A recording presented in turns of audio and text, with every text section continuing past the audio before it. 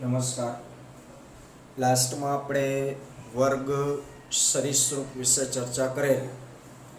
ત્યાર પછીનો વર્ગ જોઈએ વિહગ, એવ્સ, પક્ષીઓ.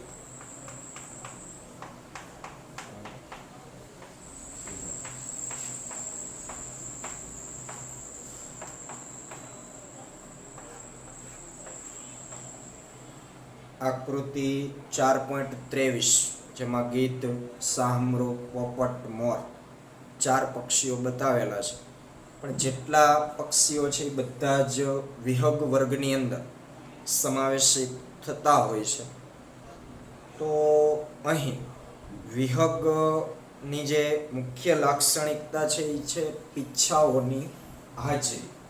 આ એનું મહત્વનું લક્ષણ છે, પીછાઓની હાજરી એ વિહગની એટલે કે પક્ષીઓની લાક્ષણિકતા છે, જે આપણે બધા જાણીએ છીએ. બરાબર, એનું શરીર છે એ પીછાઓથી ઢંકાયેલું હોય છે. પીછાઓની હાજરી એ વિહગની મુખ્ય લાક્ષણિકતા છે અને તેમાંના મોટા ભાગના ઉડી શકે છે. જોજો, મોટા ભાગના લખ્યું છે, મોટા ભાગના ઉડી શકે છે. અપવાદ,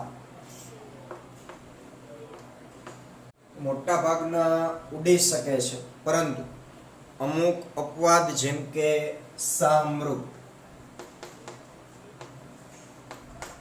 શાહમૃગ છે એ ઉડી શકતું નથી. ઓસ્ટ્રીચ પણ એને કહેવાય ઇંગ્લિશમાં. એ શાહમૃગના અપવાદ સિવાય મોટાભાગના પક્ષીઓ છે એ પાંખો ધરાવે છે, એના કારણે એ ઉડી શકે છે. શાહમૃગમાં પણ પાંખ તો હોય જ, પણ શાહમૃગનું કદ ઘણું બધું મોટું હોય છે. બરાબર, એને આપણે ક્યાંક ને ક્યાંક ફોટોગ્રાફ્સમાં, પ્રાણી સંગ્રહાલયની અંદર, પક્ષી ઘરમાં કે ક્યાંક ને ક્યાંક આપણે જોયું હોય, અથવા ટીવીની અંદર ડિસ્કવરી ચેનલ કે અન્ય વિડીયોઝમાં આપણે શાહમૃગને જોયું હોય. તેની હાઈટ ઘણી બધી મોટી છે, કદ પણ ઘણું બધું મોટું છે. પાંખ એમાં એકદમ શોર્ટ હોવાને કારણે એ ઉડી નથી શકતા, પરંતુ એ દોડી ઘણું બધું ઝડપી શકે છે, કારણ કે એના જે પગ છે એની રચના દોડવા માટે અતિશય અનુકૂલિત થયેલી છે, એટલે દોડી શકે એ ઘણું બધું. તો આવા અપવાદને બાદ કરતા તમામ સજીવો વિહગના જે છે, મતલબ પક્ષીઓ, એ ઉડી શકે છે.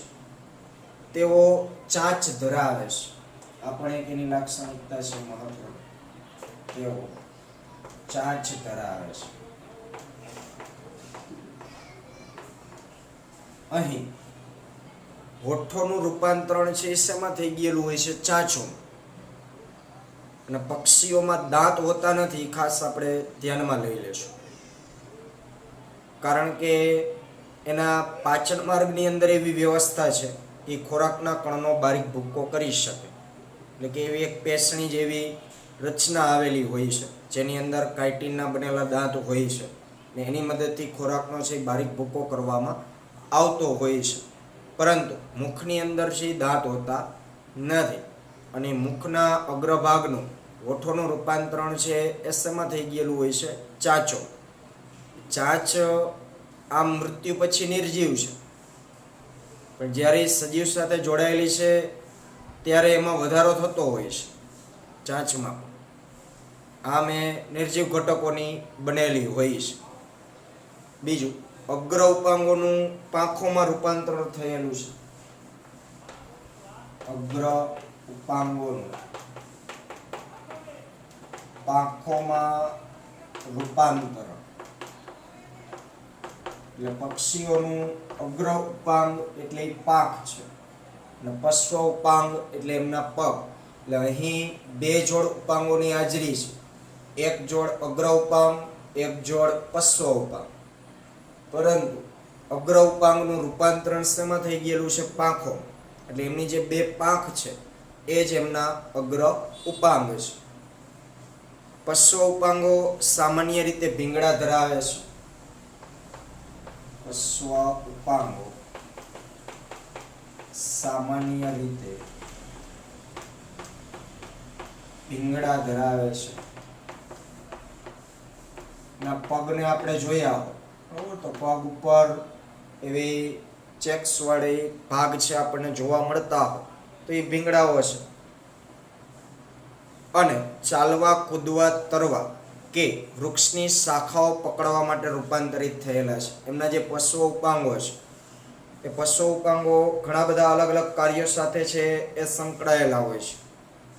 જે કાયમીને માટે વૃક્ષ નિવાસી જ હશે, રહેવાનું સુવાનું વૃક્ષ ઉપર જ પસંદ કરતા હોય આમ તો બધા પક્ષીઓ મોટા ભાગે, તો વૃક્ષની ડાળ સાથે પકડ બનાવવા માટે, અને તમને પણ ખબર જ કે એમનો જે અંગૂઠાનો ભાગ હશે એ આમ પાછળ અને આંગળીઓ આમ આગળ હોય આ રીતે, જેથી કરીને ડાળખી આ ડાળ છે માની લો તો આમ વ્યવસ્થિત પકડ બનાવી શકે.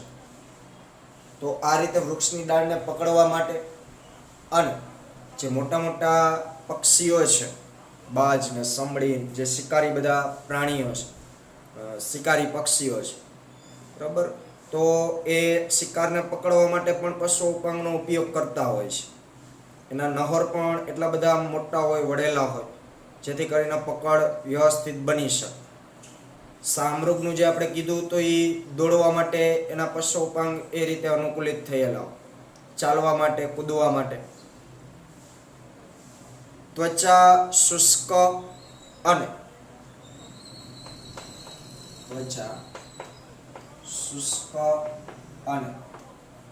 પૂંછડીના તલ ભાગ, પૂંછડીનો તલ ભાગ એટલે કે જ્યાંથી પૂંછડી ઉદ્ભવે છે એનો જે તળિયાનો ભાગ હશે એ તલ ભાગે તૈલી ગ્રંથિ, આ એમસીક્યુ માટે ખાસ યાદ રાખો, તલ ભાગે તૈલી ગ્રંથિ સિવાય કોઈ પણ ગ્રંથિઓ વગરની છે, સિવાય કોઈ પણ ગ્રંથિઓ હોતી નથી. એટલે કે એની ત્વચા પક્ષીઓને ક્યારેય પરસેવો ન વળે, બરાબર, પણ પરસેવાના ભાગરૂપે જે તૈલી ગ્રંથિ છે એના કારણે એમાંથી એવી ચરબીયુક્ત પદાર્થો નીકળતા હોય તો ત્વચા એકદમ શુષ્ક હોય અને પૂંછડીના તલ ભાગે તૈલી ગ્રંથિ આ એક જ આવેલી હોય. ટૂંકમાં ત્વચામાં એક જ તૈલી ગ્રંથિની હાજરી હશે પક્ષીઓની ત્વચા. બાકી કોઈ પણ ગ્રંથિ છે, પ્રસ્વેદ ગ્રંથિને એવા જે આપણે નામ આપી છે એવી કોઈ ગ્રંથિઓ ત્વચાની અંદર પક્ષીઓમાં હોતી નથી. અંતઃકંકાલ સંપૂર્ણ રીતે અસ્થિભૂત, અંતઃકંકાલ સંપૂર્ણપણે અસ્થિભૂત એટલે કે હાડકાઓનું બનેલું, સંપૂર્ણપણે હાડકાઓથી બનેલું હશે, પરંતુ હાડકાઓના સાંધાના ભાગે કાસ્થી પેશીની રચના પણ આવેલી હોય છે.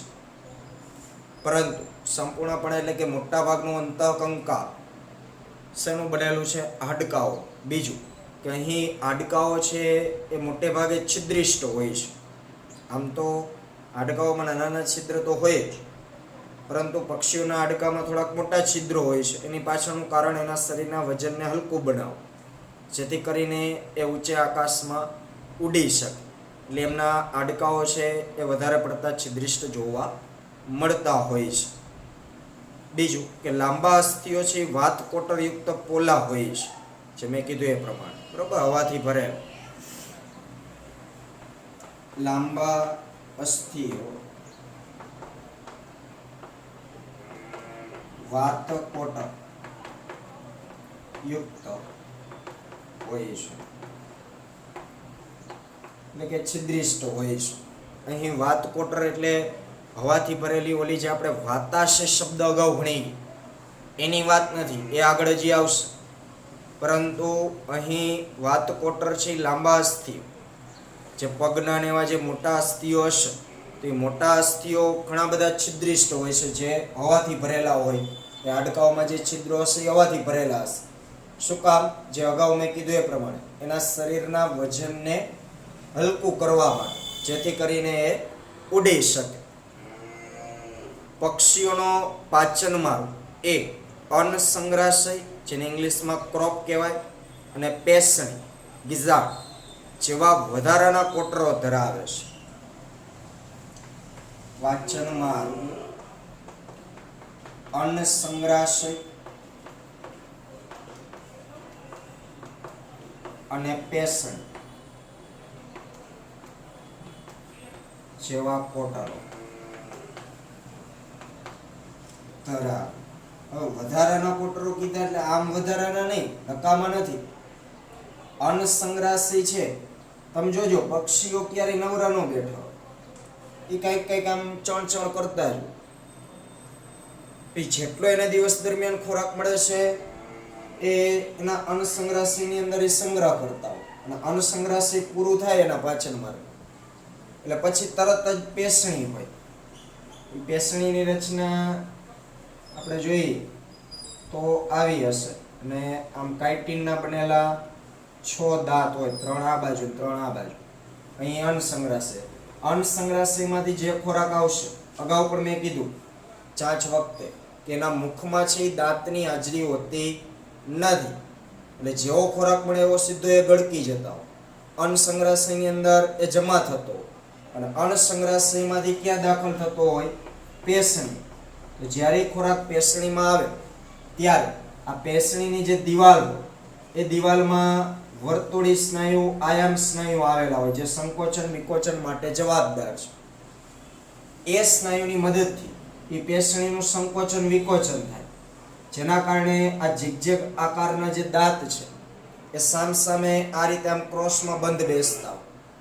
એટલે વચ્ચે જે કંઈ અહીંયા ખોરાકના કણ આવશે એ કાઇટિનના બનેલા દાંત વડે શું થશે? બારીક ભૂક્કો થશે.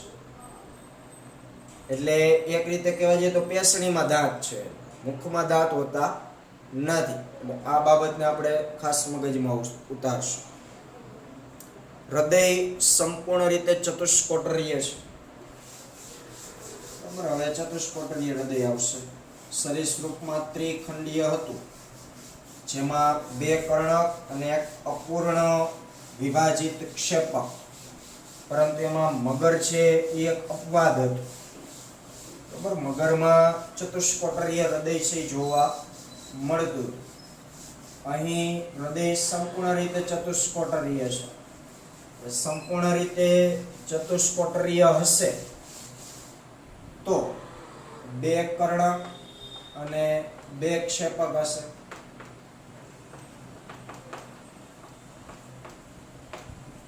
બે કર્ણક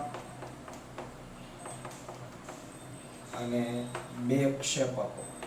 જમણું કર્ણક જમણું ક્ષેપક, એ જ રીતે ડાબું કર્ણક ડાબું ક્ષેપક હશે. એટલે હૃદય સંપૂર્ણ ચતુષ્કોટરીય 4 ખંડો વાળું, 2 કર્ણકો અને 2 ક્ષેપકોની હાજરી. તેઓ ઉષ્ણ રુધિરવાળા. હવે બદલે છે શબ્દ, ઉષ્ણ રુધિરવાળા એટલે કેવા? સમતાપી. અત્યાર સુધી અસમતાપી એવો શબ્દ આવતો હતો, હવે ઉષ્ણ રુધિરવાળા એટલે કે સમતા. સમતાપી પ્રાણીઓ હોય એટલે એનો મતલબ કે તેઓ શરીરનું તાપમાન સતત જાળવી રાખવા સક્ષમ છે. તેઓ શરીરનું તાપમાન સતત જાળવી રાખવા સક્ષમ છે. અસમતાપી પ્રાણીઓ છે સક્ષમ નથી. બદલતા પર્યાવરણ તાપમાન સાથે એના શરીરનું તાપમાન અસમતાપી પ્રાણીઓ જાળવી નથી શકતા. જ્યારે સમતાપી પ્રાણીઓ છે એમના શરીરનું તાપમાન એ સતત જાળવી રાખે છે. બરાબર, એ સતત એવા પ્રયત્ન કરતા હોય કે એમના શરીરનું તાપમાન જળવાય, અને એના માટેના એના અનુકૂલનો પણ છે. એટલે તો આપણે કહેતા હોય ને ગરમ ખૂન વાળો, ગરમ લોહી વાળો, આનું લોહી ગરમ છે. એટલે આપણે આવું કહીએ છીએ ઉષ્ણ રુધિર વાળા. બધા મનુષ્યના લોહી ગરમ જ હોય, કારણ કે મનુષ્ય સસ્તનમાં આવે અને સસ્તન વર્ગ પણ કેવો છે? સમતાપી છે. એટલે કે તેઓ શરીરનું તાપમાન સતત જાળવી રાખવા સક્ષમ છે, પર્યાવરણમાં જે તાપમાન હોય. પરંતુ સમતાપી પ્રાણીઓ એના શરીરનું તાપમાન બાહ્ય પર્યાવરણના તાપમાન સામે એ જાળવી રાખશે કોઈ પણ પરિસ્થિતિ. એ પછી ઠંડી હોય એટલે તો શિયાળો, ઉનાળો, ચોમાસું ત્રણેય ઋતુમાં આપણે રહી શકીએ છીએ, કારણ કે આપણે પણ કેવા છીએ? સમતાપી છીએ. વાતાશયો ફેફસાની સાથે સંકળાયેલા છે. અહીં વાતાશયોની હાજરી છે. વાતાશયો ફેફસાની સાથે સંકળાયેલા છે એટલે ફેફસાની બાજુમાં જશે. ફેફસા સિવાયની આ રચના છે, બરાબર, હવાથી ભરેલી કોથળી કે જેના કારણે એમના શરીરનું વજન હળવું થશે અને એ ઉડી શકશે. એટલે વાતાશયો છે એ ફેફસાની સાથે સંકળાયેલા છે, જે શ્વસનમાં પૂરક બને છે, બરાબર, મદદ કરે છે શ્વસન. તેઓમાં લિંગભેદ જોવા મળે છે. લિંગભેદ જોવા મળે છે. લિંગભેદ જોવા મળે એટલે નર અને માદા પ્રાણી અલગ અલગ હશે. ફલનચી, અંતઃફલનચી. અંતઃફલન હોય એટલે આપણે જાણીએ છીએ, બરાબર. હવે એ સમજી ગયા છીએ આપણે, ઘણીવાર એ શબ્દ આવી ગયો, અંતઃફલન, બાહ્ય ફલન. અંડપ્રશ્વી અને સીધો વિકાસ. અંડપ્રશ્વી એ પણ આપણે વારંવાર આવી ગયું. સીધો અને પરોક્ષ વિકાસ એ પણ આપણે સીધું ઘણીવાર સમજી ગયા છે. અંતઃફલન એટલે નર અને માદા જન્યુનું જોડાણ માદા શરીરની અંદરની બાજુએ થતું હશે. અંડપ્રશ્વી એટલે એગ આપનારા પ્રાણીઓ છે, અને એગમાંથી જે બચ્ચાનો જન્મ થશે એમના આકારની દ્રષ્ટિએ સીધે સીધું એમના પિતૃ જેવું હોય છે. પણ પક્ષીઓમાં ખાસ યાદ રાખવું કે જ્યારે એગમાંથી બચ્ચું બહાર નીકળે એટલે એની ત્વચા કોરી હોય, એટલા બધા પીછાઓ હોય નહીં, પણ પછી જેમ જેમ એનો વિકાસ થશે એમ પીછાઓની રચના પછીથી થતી હોય, બરાબર. બાકી તમને એક માંસનો જથ્થા જેવું જ લાગશે. ઘણા આપણે ઘરે પણ ચક્કીનું બચ્ચું નામ તેને એવું આપણે જોયું હોય, બરાબર. ઉદાહરણોમાં તમામ પક્ષીઓ, આમાં તો ખાલી જસ્ટ આપણને સમજવા માટે, કાગડો, કબૂતર, પોપટ, શાહમૃગ, મોર, પેગ્વિન, ગીધ, આ બધા પક્ષીઓ છે.